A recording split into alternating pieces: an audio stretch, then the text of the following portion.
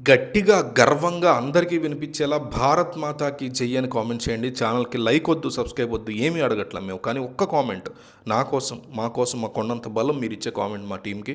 So దయచేసి comment చేయడం miss అవ్వకండి. పశ్చిమ బెంగాల్లో సర్ స్పెషల్ ఇంటెన్సివ్ రివిజన్ ఇది జరిగిన తర్వాత ముసాయిదా ఓటర్ల జాబితాని ఎన్నికల సంఘం ప్రకటించింది.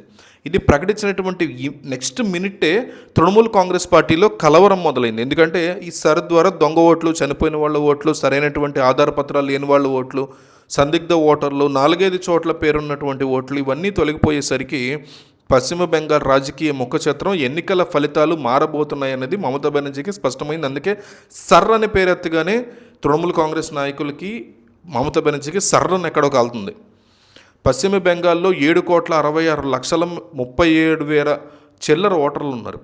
ఇప్పుడు ఈ స్పెషల్ ఇంటెన్సివ్ రివిజన్ జరిగిన తర్వాత ప్రకటించినటువంటి ముసాయిదా జాబితాలో 7,16,16,631 ఓటర్లు ఉన్నారు. అంటే దాదాపు 58 లక్షల మంది ఓట్లు తగ్గినాయి. అంటే 88 లక్షల ఓట్ల జాబితా నుంచి ఎందుకు తొలగించారు అంటే స్పెషల్ ఇంటెన్సివ్ రివిజన్లో ఇంటింటికి వెళ్ళి వ్యక్తులను ప్రత్యక్షంగా కలిసి వాళ్ళ దగ్గర ఉన్న పత్రాలను తీసుకుని వాళ్ళు ఉన్నారా లేదా, చనిపోయారా, ఈ వివరాలను సేకరించడం ద్వారా ఓటర్ల జాబితా యొక్క సమగ్ర శుద్ధీకరణ జరిగింది. 2002లో గతంలో జరిగింది. 2025లో 23 సంవత్సరాల తర్వాత ఈ ప్రక్రియ చేపట్టారు.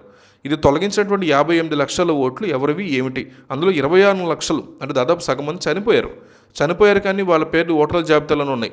19 లక్షల మంది వేరే రాష్ట్రాలకు వెళ్ళిపోయినటువంటి పరిస్థితి. బెంగాలీ కూలీలు ఈరోజు ఆంధ్రప్రదేశ్, తెలంగాణ ఇలా అనేక చోట్ల నివసిస్తున్న పరిస్థితి. 19 లక్షల మంది రాష్ట్రాన్ని వదిలి వేరే చోట కంప్లీట్గా వెళ్ళిపోయారు, రీలోకేట్ అయిపోయారు. సో 19 లక్షల మంది పేర్లు జాబితా నుంచి మిస్ అవుతున్నాయి. అంటే వాళ్ళకి సంబంధించిన ఎలాంటి పత్రాలు లేవు, ఆధార్ల పత్రాలు లేవు. 1,30,000 మంది పూర్తిగా వాళ్ళ పేర్లు ఓటర్ల జాబితాలో ఉన్నాయి కానీ గతంలో ఉన్నటువంటి ఓటర్ల జాబితాలో లేవు. కాబట్టి వాళ్ళు ఎక్కడి నుంచి వచ్చారని దాని గురించి సందేహాలు ఉన్నాయి. ముఖ్యంగా గ్రామాల్లో వారి చరిత్రని పరిశీలించినా కూడా ఎటువంటి ఆధారం లేవు. 57,000 ఓట్లు ఇతర కారణాలతో తొలగించారు. అంటే దీని ద్వారా అర్థం చేసుకోవాల్సింది ఏంటంటే పశ్చిమ బెంగాల్లో దాదాపు 58-60 లక్షల వరకు మంది ఓటర్లు పూర్తిగా లేని పేర్లను ఓటర్ల జాబితాలో పెట్టుకుని రాజకీయ పార్టీలు, ముఖ్యంగా అంతకుముందు వామపక్షాలు, తర్వాత తృణమూల్ కాంగ్రెస్ ఎన్నికల ఫలితాన్ని తారుమారు చేస్తున్నాయనేది ఆరోపణ. నిజమైనటువంటి ఓట్ చోరీ అంటే ఇది అంటున్నారు. ఈ ఓట్ చోరీకి వ్యతిరేకంగా రాహుల్ గాంధీ మాట్లాడరా అనేది ప్రశ్న. ఎన్నికల సంఘం 2002 ఓటర్ల జాబితాలో పేర్లు ఉండి ఇప్పుడు పేర్లు అయినటువంటి వాళ్ళు ఎవరైతే ఉంటారో వాళ్ళని తొలగించడం జరిగింది. అక్కడ కుటుంబాలకి చెందనటువంటి వాళ్ళు, అప్పుడు మైనర్ పిల్లాడు పెద్దవాడయ్యాడు, ఇలాంటి తండ్రికి పిల్లలకి మధ్య గ్యాప్ను బట్టి కూడా సందేహం వస్తుంది. తండ్రికి పిల్లడికి మధ్య ఏజ్ గ్యాప్ 15 ఏళ్ళు ఉంటుంది మినిమం. బాల్య వివాహాలు లేవు కూడా 15 సంవత్సరాల ఏజ్ గ్యాప్ అనేది ఆబ్వియస్గా ఉంటుంది. అంతకంటే తక్కువ ఉంటే ఆ పేర్లను తొలగించాలి.